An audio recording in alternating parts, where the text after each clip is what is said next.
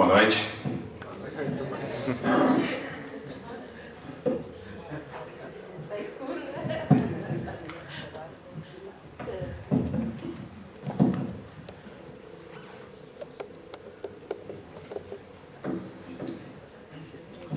É isso aí.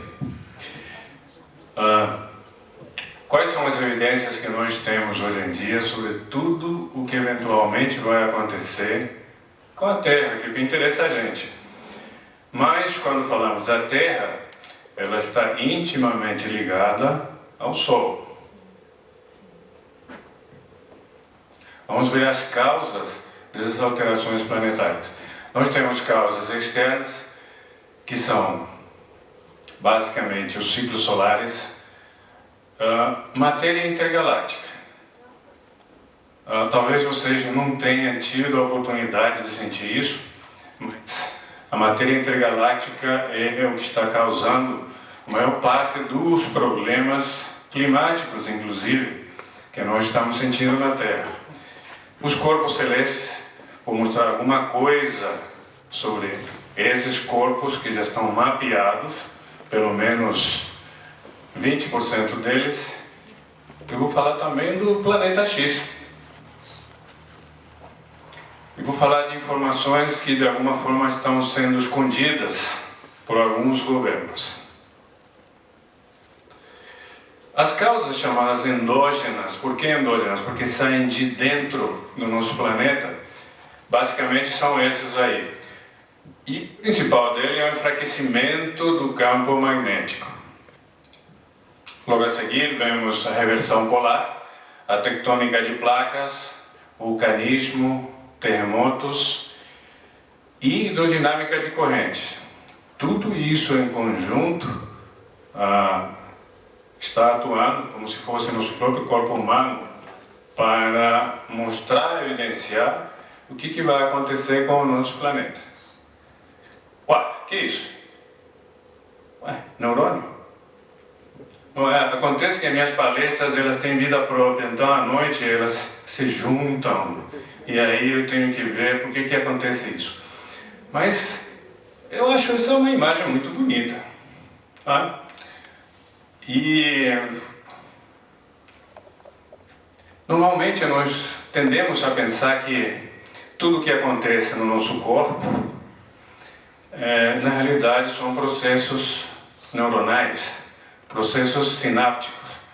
Basicamente o que acontece é no soma, ou seja, nessa parte principal do neurônio, ele recebe a informação sináptica de outros neurônios através daquele dendrito lá em cima, através de uma saturação elétrica, transmite pelo axônio um potencial elétrico. Esse potencial elétrico,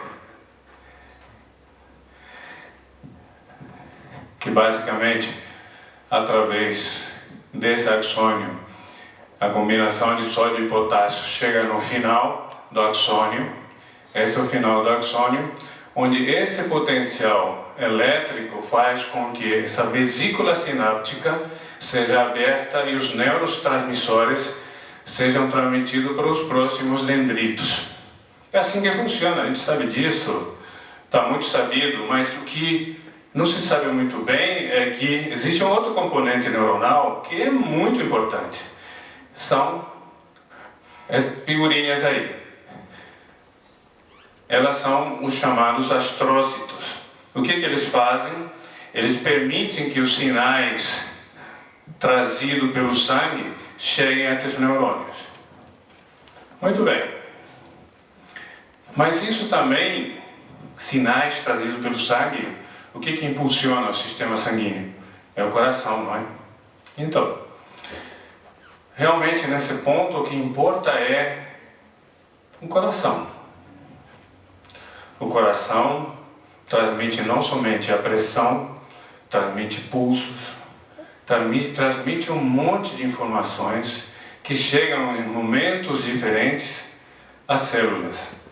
Momentos diferentes porque eles também transmitem processos ou impulsos eletromagnéticos. E as velocidades são diferentes. Então chegam momentos diferentes para cada uma das nossas células. Mas e daí? Coração, neurônio? Bom, o que importa é que hoje nós sabemos que provavelmente o coração é quem comanda o cérebro. O coração tem o seu próprio sistema nervoso. Sabiam disso?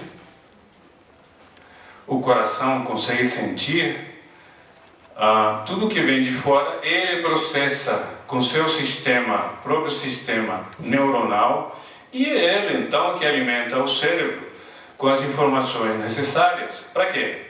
Para que ele comande, através das glândulas, a quantidade de hormônio necessários. Muito bem, e daí?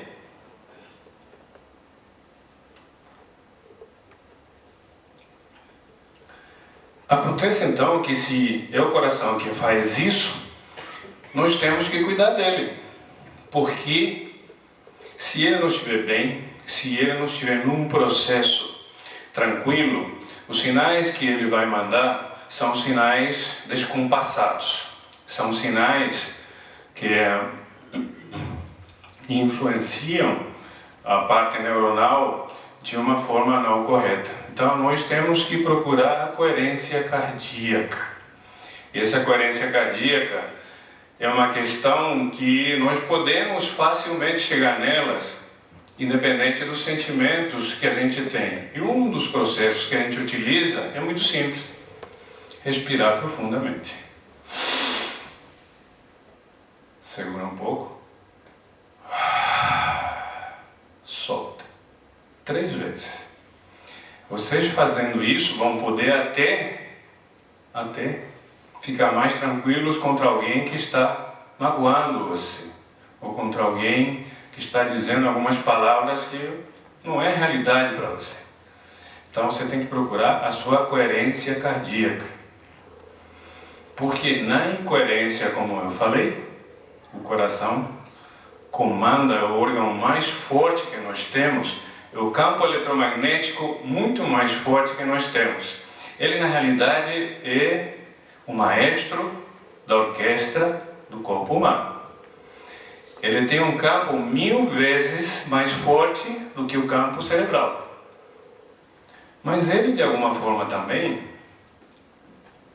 está em contato com o próprio eletromagnetismo da Terra, que é 100.000 vezes mais forte. Então veja a correlação.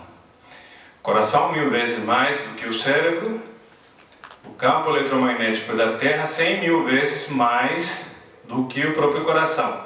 Mas mesmo assim existe uma correlação.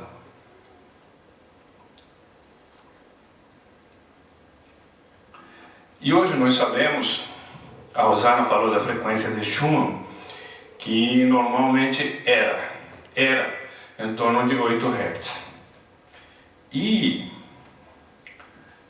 uma das formas em que o nosso cérebro atua é também em 8 Hz. Ou seja, existe uma sincronicidade, uma correlação entre o nosso movimento de ondas cerebrais e o próprio campo de Schumann. Essas são as nossas ondas alfa.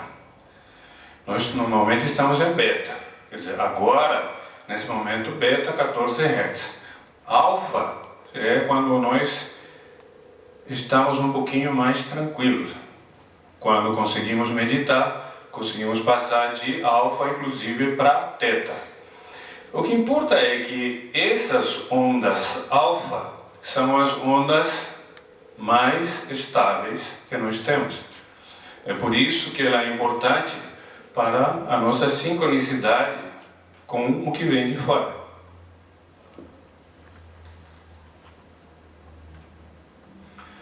Mas então eu falei que o coração comanda o cérebro. Mas será que é isso mesmo? Será que não existe alguma outra coisa? Será que não existe eventualmente uma glândula colada ao coração? Conhecem ela? Ela está aqui, logo atrás do externo. É o timo. O timo é a essência da vida.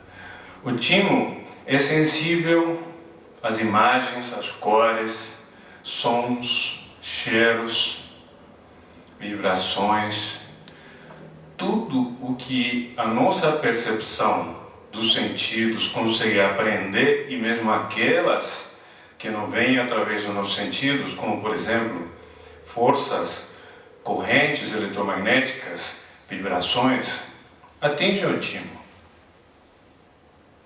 E o timo que reage. E o timo em grego quer dizer essência da vida. Será que não é ele realmente que está por trás do coração? Hoje em dia, a ciência, as pesquisas médicas e científicas nos dizem isso. Temos que cuidar do timo. Mas existe alguma forma de cuidar? Lembra da coerência? Eu falei, respirações. Você traz seu coração para a coerência. E o timo? Será que a gente consegue fazer alguma coisa? Eu vou propor a vocês um exercício muito simples. Juntem esses dois dedos e peçam ao seu companheiro do lado, em pares, que tente abrir esse dedo. Ainda não. Abrir. Quem estiver resistindo, eu quero que nesse momento pense numa felicidade extrema. Vocês estão muito felizes. Estejam muito felizes. Sejam muito felizes. Aquele do seu lado, tente abrir seu dedo agora. Tente. Tente. A maioria vai sentir que é muito forte. E às vezes até é impossível abrir. Agora eu quero que vocês, com esses mesmos dedos, pensem numa mágoa muito profunda. Sintam-se magoados. Sintam-se. Agora do lado, tente abrir seus dedos. Viram como é muito mais fácil? Sabe o que é isso? É a resposta do timo. E hoje é ensinado em congressos. E nós temos aqui a USP, que utiliza isso aí no seu ensinamento pelos médicos acupunturistas. É muito interessante. Mas, se nós temos que manter o nosso coração coerente, o nosso timo no máximo da sua capacidade, como é que a gente faz isso? Nós conseguimos. Quem quiser, fique em pé. Eu vou mostrar como. Você pode fazer 2 vezes por dia. Vocês vão trazer felicidade para vocês, através de um exercício muito, muito simples. Flexione um pouquinho as pernas. Levem um peso para os dedos dos pés. Ok? E agora, vamos bater no externo, na realidade no timo, da seguinte forma. Um forte e 2 fracos. Um forte, 2 fracos. Um forte, 2 fracos. Continuem fazendo isso e sintam o que acontece na sua vibração torácica. Pode fazer, vale a pena, eu garanto.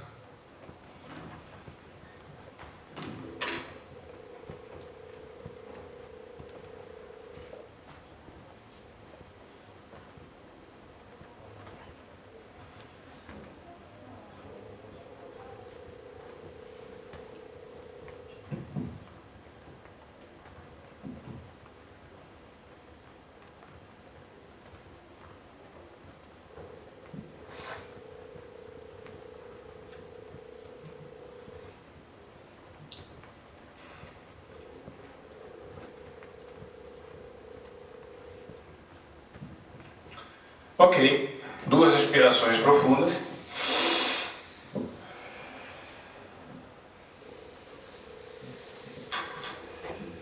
Pode sentar. Eu garanto que vocês estão se sentindo melhor. Façam isso pelo menos 2 vezes por dia, uma vez ao acordar e outra antes de dormir. Vocês vão fazer com que seu corpo todo entre em sincronia, fique melhor e combata os estresses de cada dia, as mágoas e tudo o que causa algum problema no nosso corpo.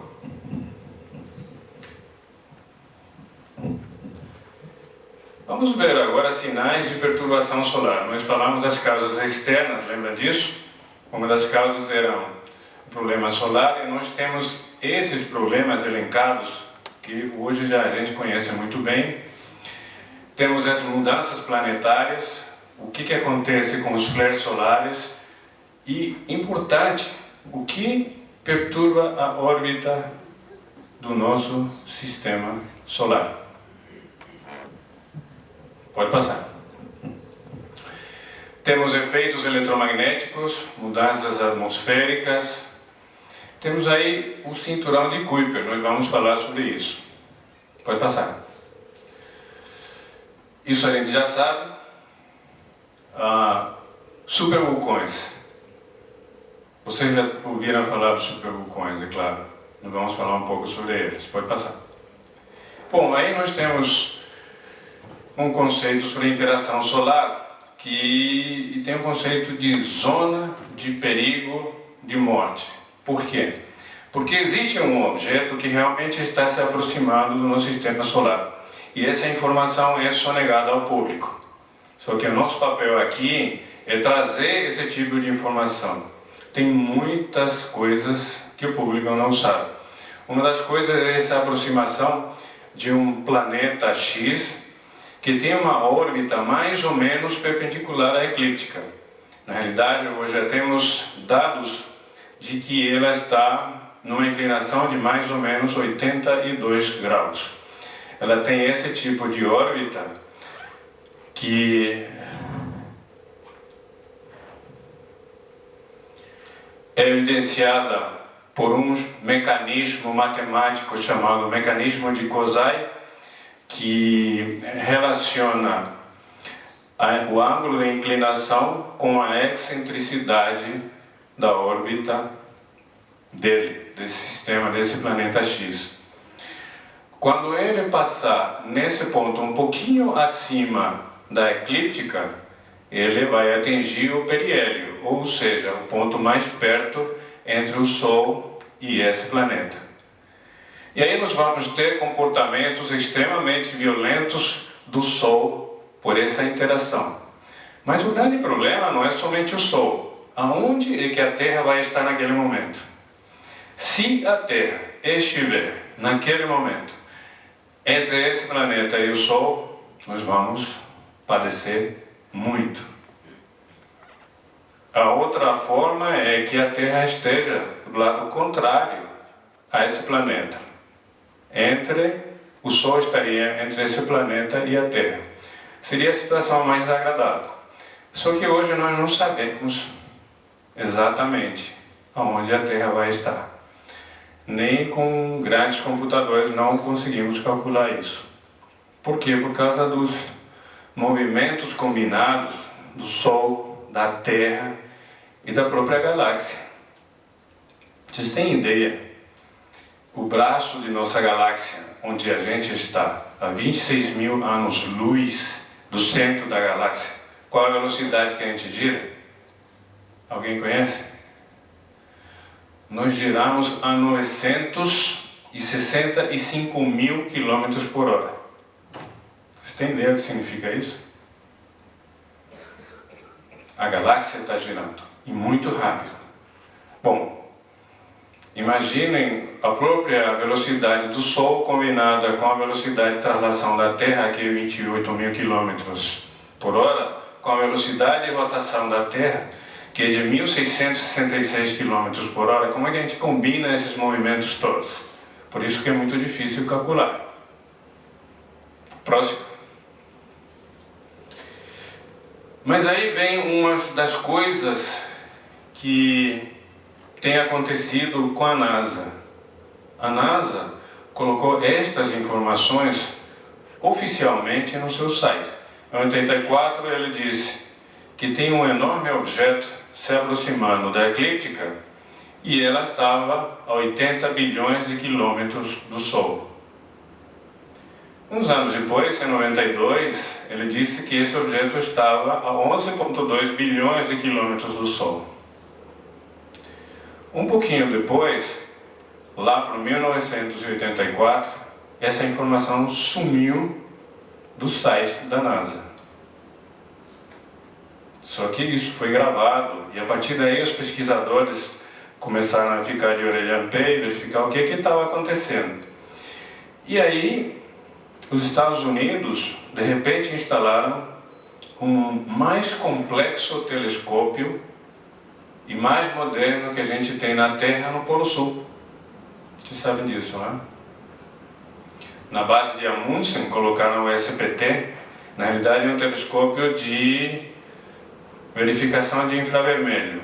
Por que infravermelho? Porque a melhor forma de verificar a assinatura de um corpo que eventualmente tenha entrado em ignição em algum momento e deixa aquele rastro, que é possível verificar por infravermelho. Quando esse tipo de coisa começou a ser questionado em alguns sites dos Estados Unidos,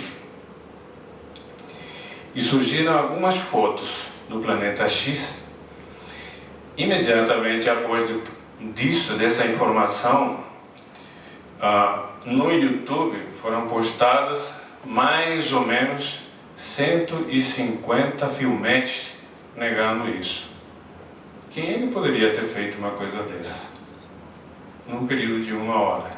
Tem que ter uma organização muito grande por trás, com muito poder. Então, somente o governo, nesse caso os Estados Unidos, poderia ter feito isso. Próximo.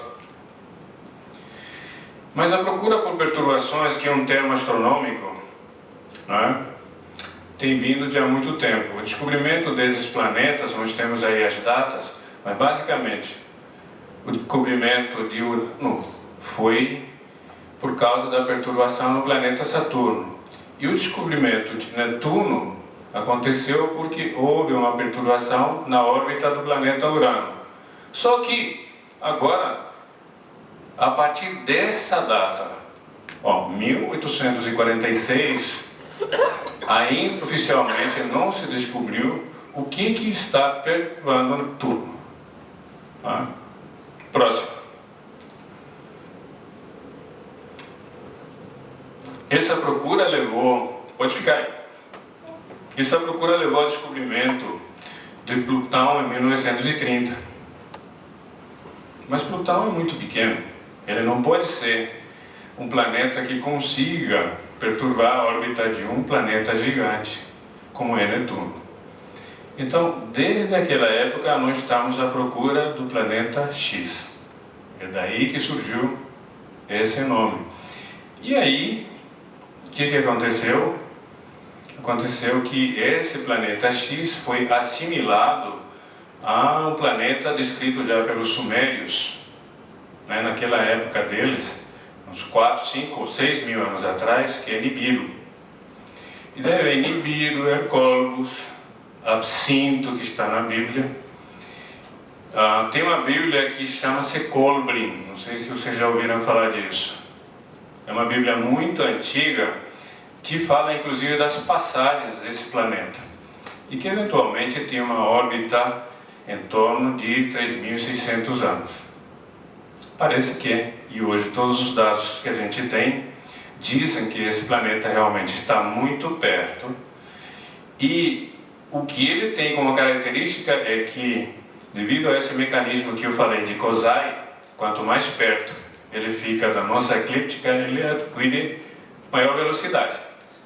Então, os cálculos estão dizendo que, eventualmente, qual é o ano em que ele vai atingir a nossa eclíptica?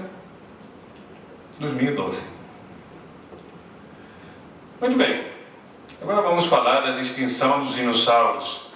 Foi a Universidade da Califórnia que chegou a essa conclusão da extinção deles. Esses mesmos cientistas falam hoje que temos 99% de certeza que estamos às vésperas de um acontecimento semelhante. Ou seja, naquela época, 65 milhões de anos atrás, a Terra foi atingida por um objeto de um diâmetro em torno de 150 quilômetros.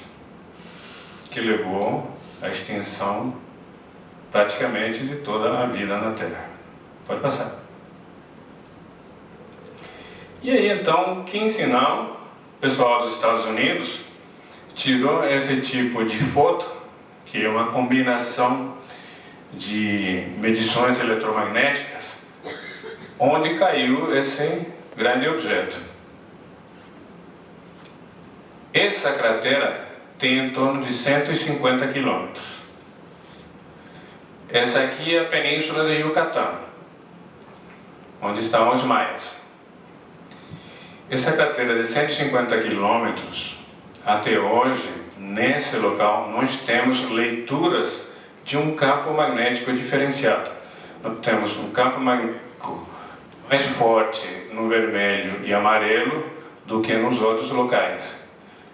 Mas uma coisa que sempre me chama a atenção quando esse tipo de foto é liberado pela NASA ou pelos Estados Unidos é que esses pontinhos brancos representam o quê? Os cenotes, onde tem água.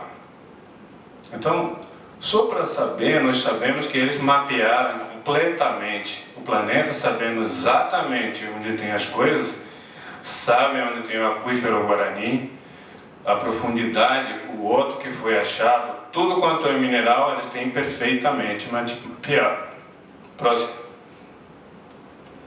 Agora vou mostrar, dentre os objetos catalogados que estão cruzando a órbita da Terra, um deles é esse aí, é o Castalho. Esse Castalho, vejam qual é o tamanho dele. Ele tem quase 1 quilômetro, mais de 1,5 quilômetro de diâmetro. E qual é a data em que ele vai se aproximar bastante da Terra? Olhem aí, agosto de 2012. Estou falando pela segunda vez de 2012. Clica 2 vezes em cima. Não, é isso.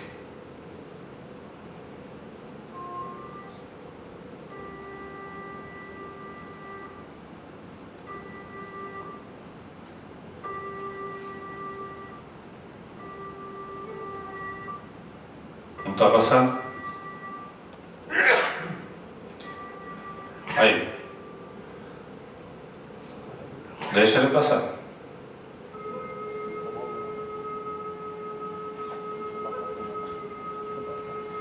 É uma batatona que tem mais de 1,5 quilômetro.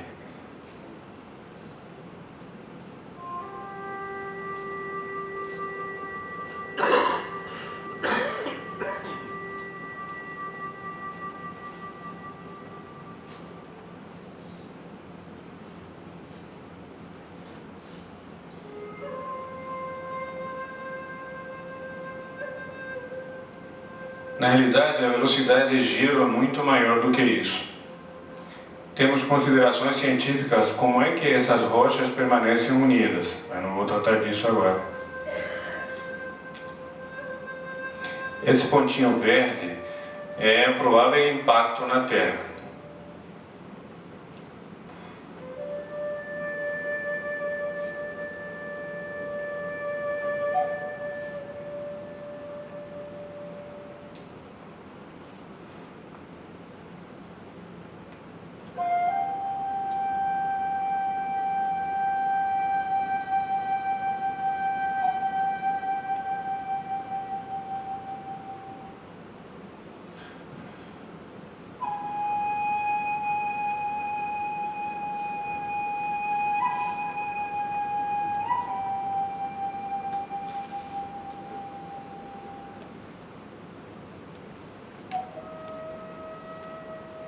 Eu não estou vendo muito bem, mas o que estou mostrando aí é que ele basicamente está passando por cima da América do Sul, na altura do Brasil. Não estou dizendo que vai impactar, mas é um impacto calculado. Pode parar aí. Pode parar. Passa para o próximo. Esse é um dos 10.000 objetos catalogados que estão passando na órbita da Terra. Sendo que esse aí tem mais de 1,5 quilômetro. Qualquer um que tenha 90 metros de diâmetro pode arrasar uma cidade como São Paulo. Muito bem, continuando. As causas externas, vemos as tormentas solares. O que são elas? Na realidade, nós dividimos perfeitamente em duas formas de tormenta. Uma é a chamada ejeção de massa corolar, que é a CME embaixo, e outras são as erupções solares propriamente ditas, os flares. Pode passar. Próximo. Aí. Bom, o que acontece é que o Sol realmente parece que está falhando de vez em quando. É isso? Tá? Não? Bom, o que acontece é que o Sol é muito diferente da Terra. Ele, na realidade, é uma estrela, uma enorme bola gasosa. Não tem a consistência que a Terra tem. O componente principal do Sol é hidrogênio e hélio. Aliás, é o componente principal de todo o universo. Por isso que se diz que nós somos poeira das estrelas. Porque na realidade todos os componentes que existem na Terra existem no universo inteiro, existem em todas as estrelas. Mas o que acontece, sendo o Sol uma bola gasosa, é que ele tem um comportamento magnético diferenciado. Qual é esse? No Equador, ele demora 26 dias para rotar esse campo magnético. E no polo, ele leva 37 dias. Essa diferença é que causa os distúrbios solares, porque enquanto a rotação magnética do Equador é bem maior, quando ele vai girando, ele vai levantando uma alça magnética desse tipo. Tá vendo? Em determinado ponto, essa alça magnética, ela segura as explosões solares. A explosão solar, que é uma fornalha, que é o Sol, que é fusão nuclear, ela tenta sair para fora e não consegue por causa dessa alça magnética. Essa aí. Quando isso acontece, nós temos as manchas escuras. Não é porque seja escuro, mas é simplesmente porque nesse local a temperatura é menor.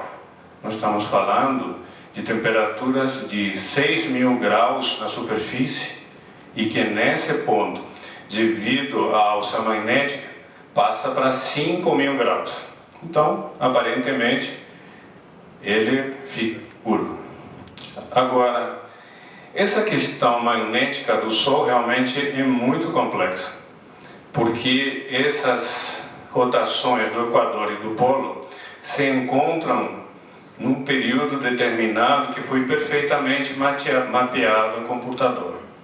Os dois círculos magnéticos se encontram num tempo de 87 dias, 45. Mas o que importa também é que o Sol, ao igual da Terra, tem um dipolo magnético norte-sul, mas no Equador ele tem praticamente um quadripolo. Esse quadripolo é que lança para a gente as radiações ou protônicas ou eletrônicas, dependendo do momento em que essas erupções solares acontecem. Muito bem, daí? Bom, daí que nós temos que pensar muito bem o que está acontecendo com o nosso Sol, porque influencia tudo o que acontece na Terra. E hoje nós temos satélites geoestacionários que ficam exatamente no mesmo ponto entre a Terra e o Sol, principalmente dos Estados Unidos, da Europa e do Japão, para saber o que acontece com o Sol. Por quê?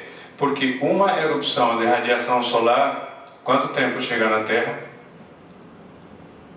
Tem a velocidade da luz. Chega a 8 minutos, ponto 3. Se houver uma super erupção solar, nós não temos como nos defender. Não há tempo para esse tipo de radiação. Eu já vou mostrar quais são esses tipos de radiação. Essa parte magnética é muito importante. Lembra que eu tinha falado do coração, do timo, do cérebro? Nós estamos, o que a gente fala em física quântica, entrelaçados com isso. Ou seja, o que acontece com o Sol é o que acontece com a Terra e o que acontece com o nosso corpo. Agora, esse tipo de pensamento me levou a entrar para o passo próximo, para o Maia. Quer dizer, de uma forma diferente da Rosana, eu cheguei nos Maias por causa do magnetismo solar, magnetismo da Terra.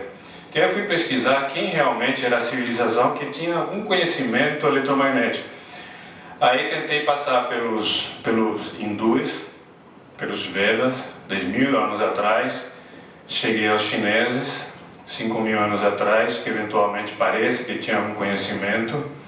Eu fui pesquisar aqui e cheguei à conclusão de que os maias tinham um conhecimento que estava embutido no seu calendário.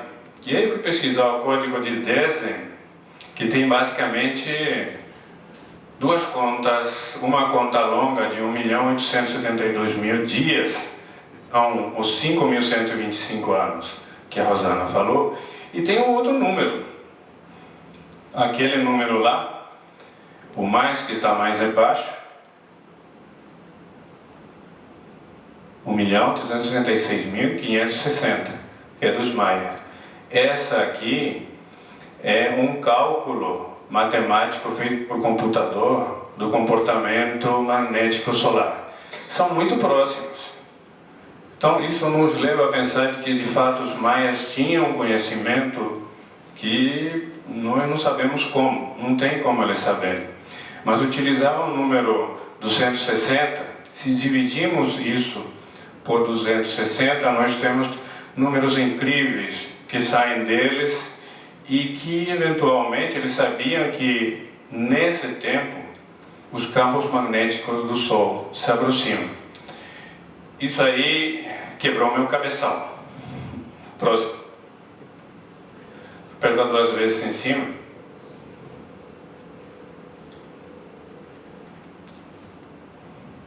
Gradually, Firstman worked out how the Maya marked time, a system now called the calendar round. The calendar round is made up of 3 interlocking cycles, a 365-day solar year, a cycle of 20 names, and a cycle of 13 numbers. Days are designated by the way these 3 cycles line up. For example, this day is 3 Manik, the 14th month Pope. Ok. Então, simplesmente a Rosana já falou, eles tinham muitos calendários, mas o mais incrível é que eles sincronizavam todos os calendários. Aqui temos uma sincronização entre o Tzolk'in, que é o calendário divino, tem a ver com o nosso corpo humano, tem a ver com a gestação da mulher, tem a ver com os períodos da lua. Enfim, eles realmente codificaram todas as vibrações cósmicas que poderiam existir. E dessa forma aqui, essa roda interna tem 13 números. Essa segunda roda tem 20 dias com suas qualidades, com esses glifos que são coloridos. E essas duas rodas ficam entrelaçadas, terceira roda de 365 dias, que na realidade são 360 dias mais um período de 5 dias.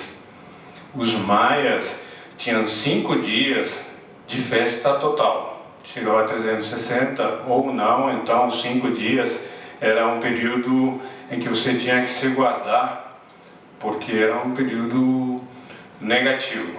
Mas o que importa é como eles sincronizavam tudo isso. A roda externa então tinha 18 meses de 5 dias. Não importa guardar isso. O que importa é o que nós podemos tirar disso. Próximo. E nós podemos colocar isso numa matriz. Essa matriz é incrível. Eu recomendo que vocês dêem uma olhada nisso com calma depois. É a matriz do Tzolk'in. É uma matriz que tem 13 e aqui já está 20. É uma matriz de 13 por 20. Então, nós temos aí em cima de 1 até 13, depois conta de novo até 7 para completar 20 e continua a contagem. Bom, dessa forma, essa matriz, se você for pesquisar tudo que pode acontecer com ela, você chega a considerações incríveis. Próximo. Eu só vou falar de duas básicas, que são, por exemplo, nós temos 4 campos de quantas posições tem aí?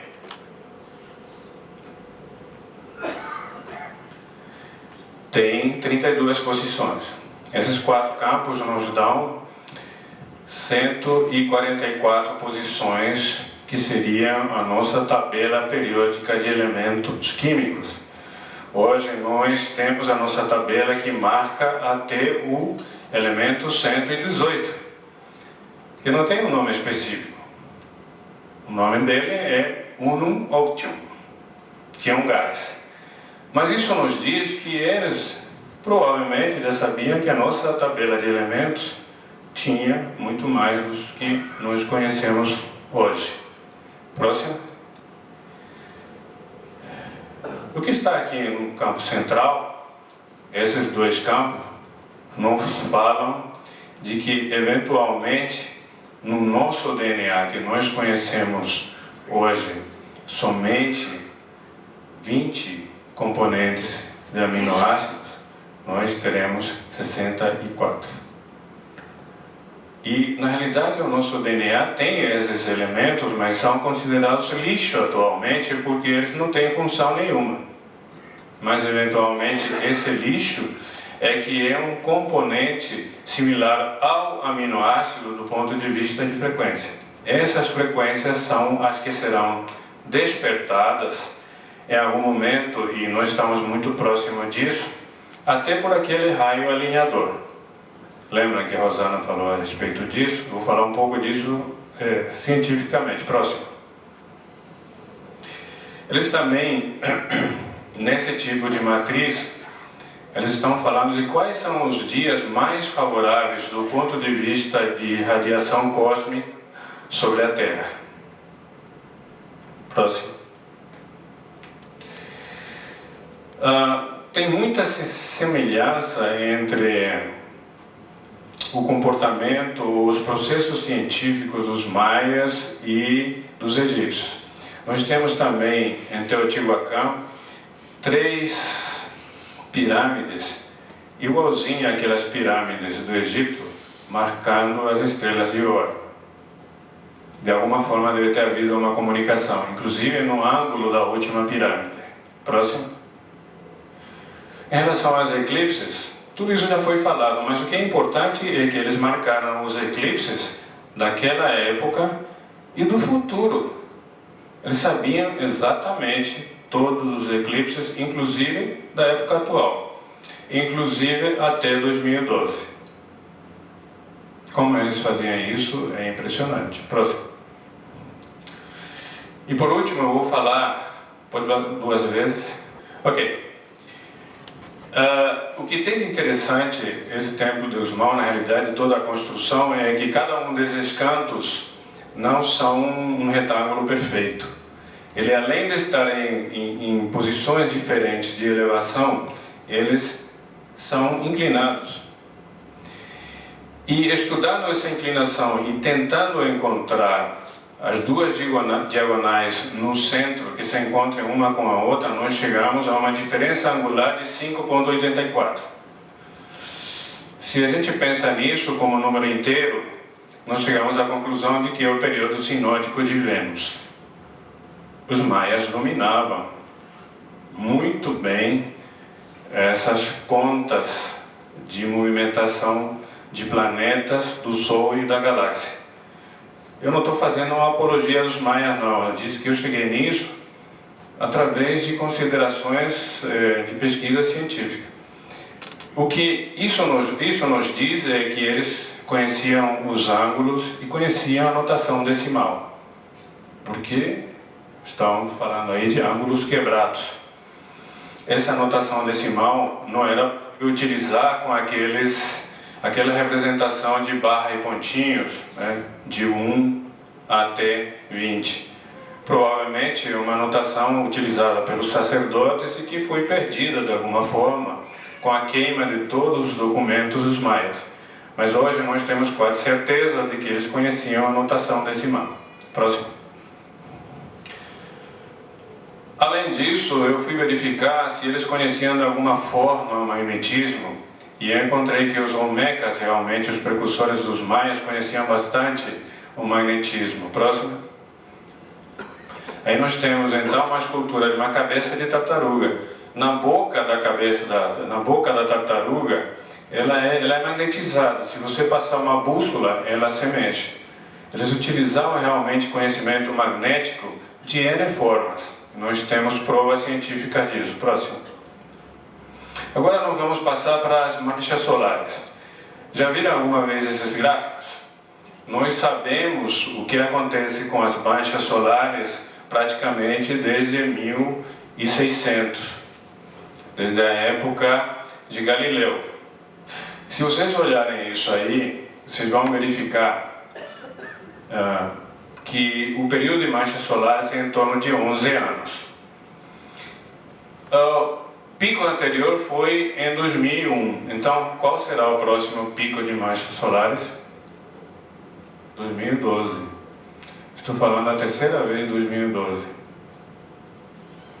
Mas além disso, vocês verificam que existe um período em que nós não temos mancha solar.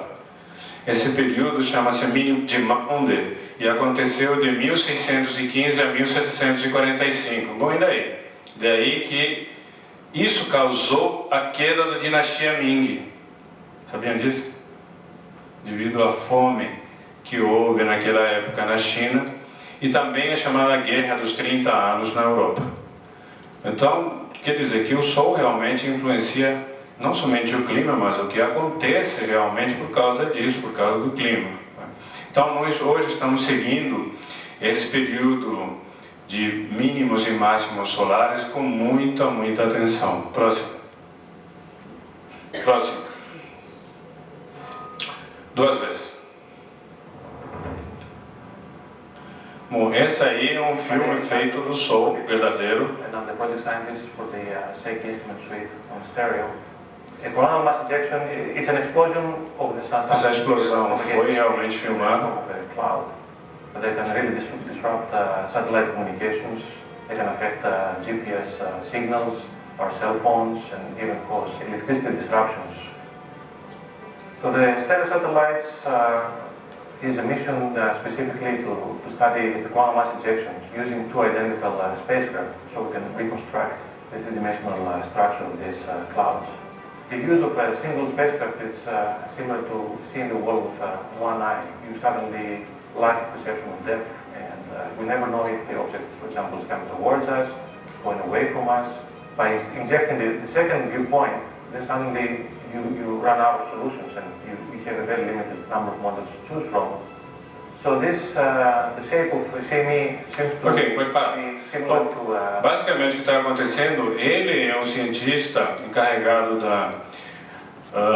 do Goddard Space Center, que é também ligado à NASA, que lançou uma dupla de satélites estéreo, que vai basicamente na frente e atrás da Terra para verificar o que está acontecendo com o Sol. Estão muito preocupados, tentam medir de N formas como é que o Sol está se comportando. Próximo.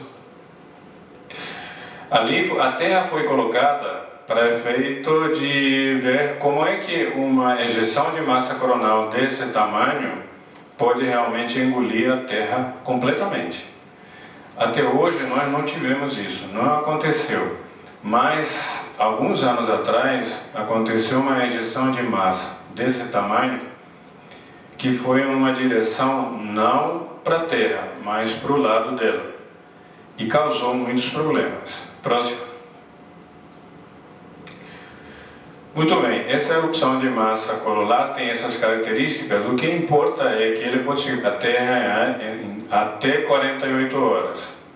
Então, já houveram épocas que isso aconteceu, não diretamente para a Terra, mas em 1859, ele entrou no nosso campo magnético e ele acabou com as linhas telegráficas naquela época. E o que aconteceu foi que as auroras chegaram até a latitude de Roma, que a gente conhece a aurora ou boreal no norte ou austral no sul, não é isso? Mas nós não temos auroras na nossa latitude, na latitude do Equador, nem até 40 graus de latitude. É sempre aurora bem ao norte ou bem ao sul. Próximo. O que aconteceu foi isso. Causou fogo na Terra inteira. Próximo. Ele atingiu a nossa magnetosfera daquela forma, mas a pergunta que a gente se faz é o que aconteceria se o nosso escudo magnético enfraquecido atualmente fosse atingido por uma explosão violenta e ao mesmo tempo uma reversão polar magnética. Tudo isso pode acontecer, por isso que nós estamos falando em um espaço de tempo muito curto. Próximo. Vamos ver uma erupção solar. É diferente da ejeção de massa corolar, 2 vezes. Repara que essas são radiações que ficam confinadas no campo magnético solar. Olha.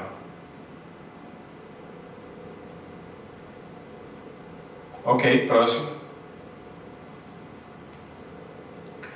Esses flares solares são realmente um problema muito sério para a noite. Passa para o próximo.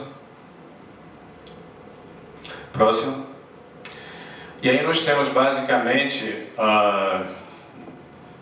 no espectro de magnético quais são os tipos de radiação que podem atingir a gente de forma muito nefasta. Uma delas são os raios ultravioletas. O que ele pode causar, a gente já sabe: câncer, cegueira. Para os aparelhos eletrônicos, ele reduz a vida útil deles. E a classe solar, que está AY, é como se fosse terremoto, né? Nós temos a escala Richter para terremoto. Nós temos a classe de erupção ATY, que aconteceu há pouco tempo por uma super erupção solar, não existia a classe Y. Não temos erupção de massa corolar, chega com maior radiação na velocidade da luz à Terra e a duração normalmente é de 1 a 3 horas. Próximo. Raio-X. Tudo que ele pode causar é isso, né? Não causa nenhum efeito nos aparelhos eletrônicos, é causada por uma erupção de massa corolar bastante severa, são partículas ionizadas que chegam para a Terra e chegam nesse tempo também, duração de 1 a 3 horas. Próximo. Raio gama eu considero a radiação mais mortal que pode existir. Próximo. E o pulso eletromagnético, que eu vejo de morte para todos os aparelhos eletrônicos, mas não para o ser humano. Próximo. Bom, nós sabemos o que nós temos que ter de proteção acima da gente, do ponto de vista de aço, tijolo, concreto, inclusive sujeira. Isso tudo já está tabelado, sabemos perfeitamente. Próximo. Isso é um transformador queimado devido a uma erupção solar violenta que aconteceu por uma tempestade solar em 89 e que deixou grande parte do Canadá às escuras. Próximo. Vamos para frente. Vamos para frente. Clica 2 vezes.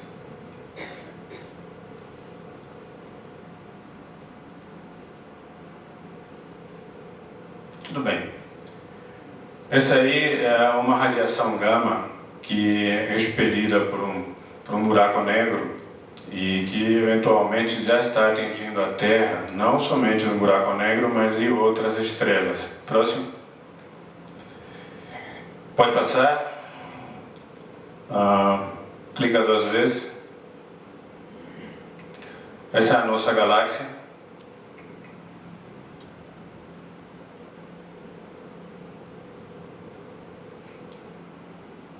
O que vai mostrar aí no meio é a heliosfera e a heliopausa, ou seja, o Sol com todos os planetas caminhando pelo espaço interestelar e empurrando para frente uma onda, mas essa onda tem matéria interestelar que eventualmente entra dentro do campo magnético do Sol. E normalmente o Sol, como tem essas reversões magnéticas, há breves períodos de tempo em que essa poeira solar pode entrar e depois é expelida de volta, não é mais permitido, mas no último máximo solar, essa poeira entrou, ficou, não se sabe por quê. Pode parar, próximo. Passar para frente. Vai passando bem para frente agora, não tenho mais tempo. Pode passar. Vai. Passa. Passa. Pode passar. O que acontece em Marte? Basicamente é isso. Lá no meio de Marte vocês estão vendo que temos um princípio da atmosfera. E essa atmosfera é o ozônio. O ozônio é o O3, que por radiação pode se converter em O2, oxigênio. Então nós temos um princípio de atmosfera, provavelmente de novo em Marte em relação ao oxigênio. Pode ir passando. Pode passar. Pode passar. Passa. Passa. Passa. Pode passar. Passa. Passa. Passa. Vai passar. Eu quero falar rapidamente, já me falaram para parar, fitoplâncton. Por que o fitoplâncton? Talvez você não saiba, mas o grande pulmão da Terra não é nem a Amazônia, é o fitoplâncton. O fitoplâncton está morrendo por causa de quê? Porque a gente lava muita roupa. O detergente que a gente utiliza na máquina de lavar produz os elementos químicos, fosfato de sódio e potássio, que se unem ao ferro, que é o alimento do fitoplâncton, e esse ferro então afunda, e o fitoplâncton, que tem que ficar na superfície, porque ele produz a fotossíntese, come dióxido de carbono e joga oxigênio para a atmosfera. Isto é um problema muito sério para nós que não se fala a respeito. Próximo.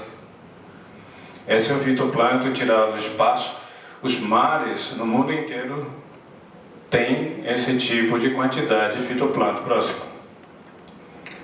Aí eu estou falando que vai acontecer com o dióxido de carbono. Passa para frente. Próximo. Próximo.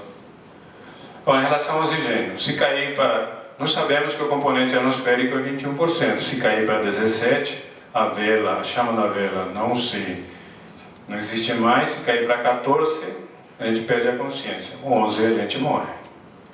Próximo. Pode passar. Passa.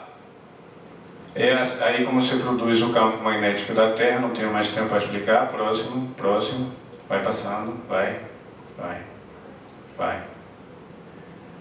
Esse cinturão de Van Allen, basicamente, o cinturão de baixo é de próton, o de cima são os elétrons, onde quando vem uma radiação, esse cinturão é que pega ele e carrega para os polos, onde acontece nas auroras.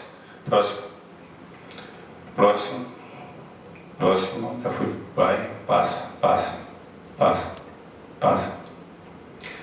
O que eu quero falar rapidamente é que a ciência nos conduz agora a 2012, não é nada esotérico. Tudo que está acontecendo em todos os meios de pesquisa que a gente tem está nos levando para essa data de alguma forma. Próximo. Próximo. Pode passar. Passa. Passa. Passa. Passa. Passa. Bom, eu vou parar por aí já. Isso aí é uma foto verdadeira do que está acontecendo de interação entre galáxias. Imaginem que essa galáxia aqui seja a Via Láctea e tem outra galáxia interagindo com a nossa Via Láctea. É isso que está acontecendo agora. Só que a gente ainda não está vendo essa galáxia. Essa informação não foi passada naquele local de pesquisa que a gente tem por, digamos, companheiro do espaço. A gente tem muita informação sobre o DNA, sobre interação de galáxias, sobre o que vai acontecer, inclusive na Terra. Mas isto de uma forma científica para a gente poder se preparar e saber o que pode acontecer com a humanidade. Próximo.